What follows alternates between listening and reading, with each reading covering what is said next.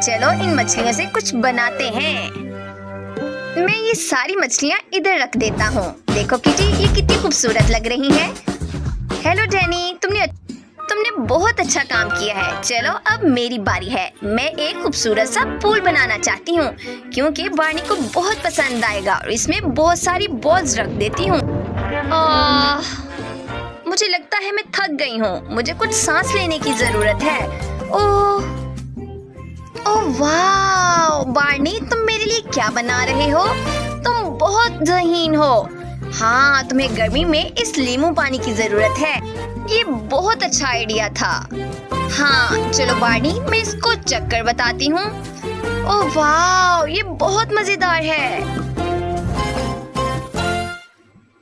ओह वाह, बार्नी ने कितना अच्छा लीमू पानी बनाया है। मुझे कुछ करना चाहिए। हाँ, मेरे पास एक आइडिया